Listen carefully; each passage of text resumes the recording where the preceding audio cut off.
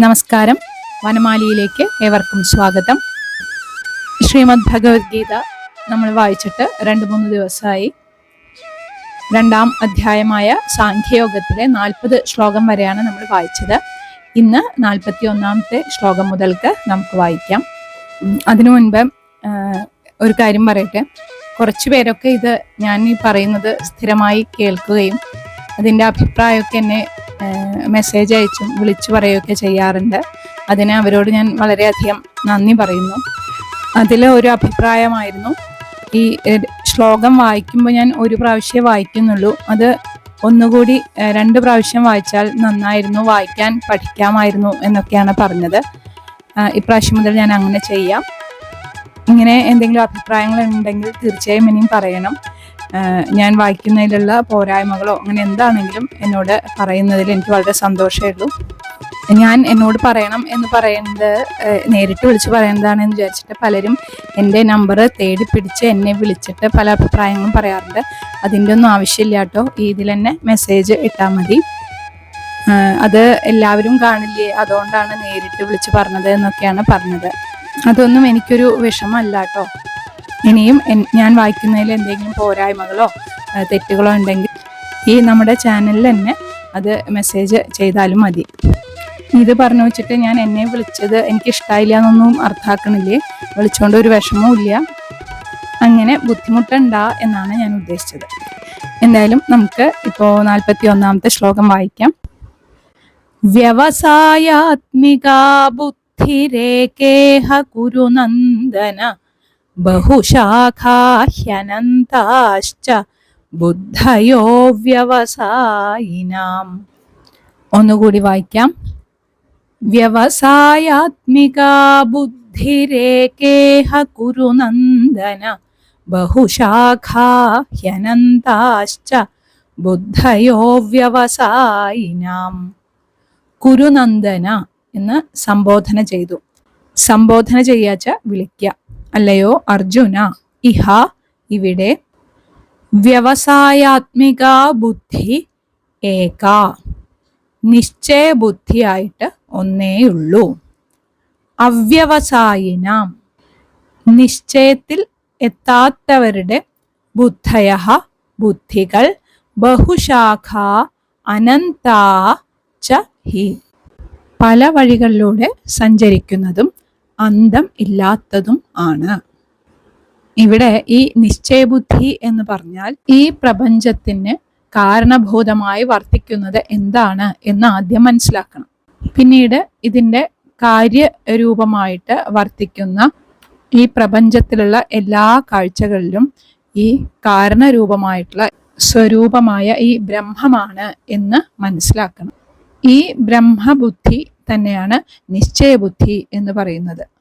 ഈ നിശ്ചയബുദ്ധി ഒന്ന് മാത്രമാണ് ഈശ്വര സാക്ഷാത്കാരം എന്ന ജീവിത ലക്ഷ്യത്തിലേക്ക് നയിക്കുന്നത്.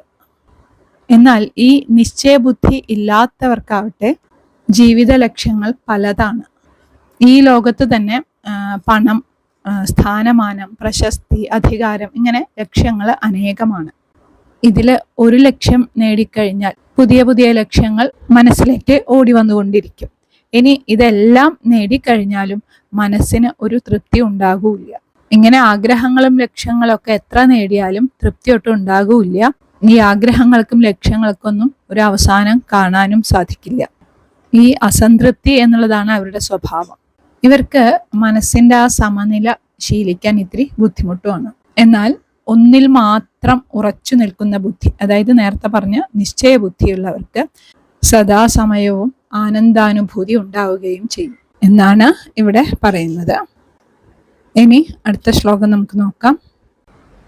യാമിമാം പുഷ്പിതാം വാചം പ്രവദന്ത്യവിപശ്ചിത വേദവാദരതാ പാർത്ഥ നാന്യദസ്തീതി വാദിന. ഒന്നും കൂടി ചെല്ലാം. യാമിമാം പുഷ്പിതാം വാചം പ്രവദന്ത്യവിപശ്ചിത വേദവാദരതാ പാർത്ഥ നാന്യദസ്തീതി വാദിന. ഇതിൻ്റെ കൂടെ അടുത്ത 2 ശ്ലോകങ്ങളും കൂടി ചൊല്ലിയാലേ അർത്ഥം പൂർണ്ണമാവുള്ളൂ എന്നുള്ളതുകൊണ്ട് അടുത്ത ശ്ലോകം കൂടി ചൊല്ലാം. കാമാത്മാന സ്വർഗപരാ ജന്മകർമ്മ ഫലപ്രദാം ക്രിയാവിശേഷബഹുളാം ഭോഗൈശ്വര്യഗതിം പ്രതി. ഒന്നും കൂടി. കാമാത്മാന സ്വർഗപരാ ജന്മകർമ്മ ഫലപ്രദാം ക്രിയാവിശേഷബഹുളാം ഭോഗൈശ്വര്യഗതിം പ്രതി. അടുത്ത ശ്ലോകം. ഭോഗൈശ്വര്യപ്രസക്താനാം തയാപഹൃതചേതസാം വ്യവസായാത്മികാ ബുദ്ധി സമാധൗ ന വിധീയതേ. ഈ ശ്ലോകം ഒന്നും കൂടി.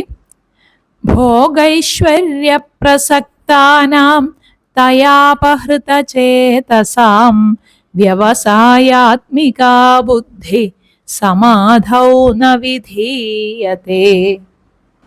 ഇവിടെ ആദ്യത്തെ ശ്ലോകത്തില് യാമിമാം പുഷ്പിതാം വാചം എന്ന് പറഞ്ഞതില് പാർത്ഥ എന്ന് സംബോധന ചെയ്തുകൊണ്ടാണ് തുടങ്ങുന്നത്.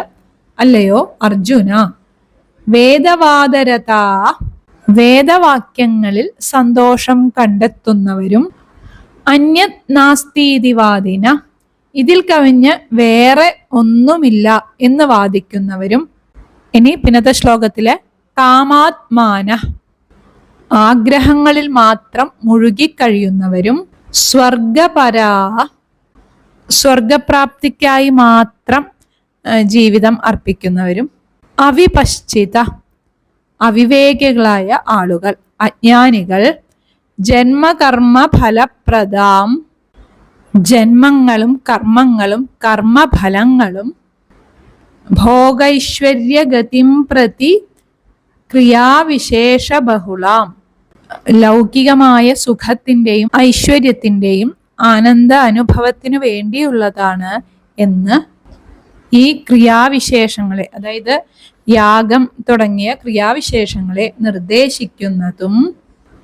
പിന്നെ ആദ്യത്തെ ശ്ലോകത്തില് പുഷ്പിതാം യാം ഇമാം വാചം പ്രവദന്തി, പൂത്തു നിൽക്കുന്ന ഒരു മരത്തിനെ പോലെ ആകർഷണീയമായ ഏതൊരു വാക്കിനെയാണോ പറയുന്നത്. പിന്നെ ഈ അവസാനത്തെ ഭോഗൈശ്വര്യ പ്രസക്താനാം എന്നുള്ളതില് തയാ അപഹൃത ചേതസാം എന്നാണ് എടുക്കേണ്ടത്. ആ വാക്കിനാൽ അപഹൃത ചിത്തരായ, ഭോഗൈശ്വര്യ പ്രസക്താനാം, ഭോഗൈശ്വര്യങ്ങളുടെ പിന്നാലെ പോകുന്നവർക്ക്, അതായത് അത് മോഹിച്ച് പോകുന്ന ആൾക്കാർക്ക് സമാധൗ, സമാധിയിൽ, അവരുടെ അന്ധകരണത്തിൽ ഉള്ളിൽ വ്യവസായാത്മിക ബുദ്ധി, ഏകാഗ്രമായ ആ നിശ്ചയബുദ്ധി ന വിധീയതേ, ഉണ്ടാകുന്നില്ല. അതായത് ചുരുക്കി പറഞ്ഞ ചില വിവരമില്ലാത്ത ആൾക്കാര് സ്വർഗ സുഖാനുഭവം മാത്രമാണ് ജീവിത ലക്ഷ്യം, ആ ലക്ഷ്യപ്രാപ്തിക്ക് വേണ്ടിയിട്ടുള്ള മുഖ്യമായ മാർഗം വേദോക്ത മാർഗമാണ് എന്ന് വാദിക്കും.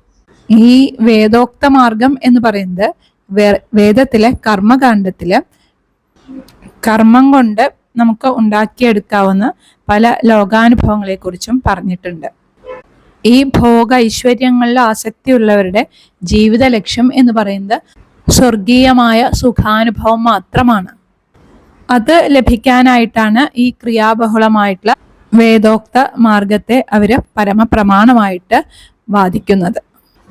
എന്നാൽ അതുകൊണ്ട് ഈ ജനന മരണ രൂപമായിട്ടുള്ള ഈ സംസാര ചക്രത്തിൽ നിന്ന് മോക്ഷം നേടാൻ നമുക്ക് സാധിക്കില്ല. കാരണം എന്താ പറയണെന്ന് വെച്ചാൽ, ഈ യാഗാദികളായിട്ടുള്ള കർമ്മങ്ങൾ അനുഷ്ഠിക്കുന്നവർക്ക് പുനർജന്മ കാരണങ്ങളാകുന്ന ആ കർമ്മഫലങ്ങളിൽ നിന്ന് രക്ഷപ്പെടാൻ സാധിക്കില്ല എന്നാണ് പറയുന്നത്. അവരുടെ മനസ്സ് എപ്പോഴും ഐശ്വര്യപ്രാപ്തിയിലും സുഖഭോഗങ്ങളിലുമാണ് വിഹരിക്കുക. അവരുടെ ബുദ്ധിക്ക് ഏകാഗ്രതയും ഉണ്ടാവില്ല, അതായത് നിശ്ചയബുദ്ധി ഉണ്ടായിരിക്കില്ല എന്നർത്ഥം. ഇങ്ങനെ ലൗകിക സുഖത്തെയും ഐശ്വര്യത്തെയും ലക്ഷ്യമാക്കിയിട്ട് പലതരത്തിലുള്ള ക്രിയാവിശേഷങ്ങൾ നിർദ്ദേശിക്കുന്ന ഈ തരം ആളുകൾ പൂത്ത മരത്തിനെ പോലെ ആകർഷണീയമായ വാക്കുകളാണ് പറയുക. അതായത് പൂത്തു നിൽക്കുന്ന മരം കാണാൻ നല്ല ഭംഗിയാണ്, അങ്ങനെ ഭംഗിയുള്ള വാക്കുകൾ പറയുന്നു. അവരൊരിക്കലും കർമ്മയോഗികളല്ല എന്നാണ് പറയുന്നത്. ആകർഷകമായ ആ വാക്കുകളെ കൊണ്ട് ആർക്കും നിഷ്കാമ ഭക്തിയും ഏകാഗ്ര ബുദ്ധിയൊന്നും ഉണ്ടാകുന്നില്ല എന്നർത്ഥം. ഇനി അടുത്ത ശ്ലോകങ്ങൾ നമുക്ക് അടുത്ത ദിവസം നോക്കാം. എല്ലാവർക്കും നല്ലത് മാത്രം വരട്ടെ എന്ന പ്രാർത്ഥനയോടെ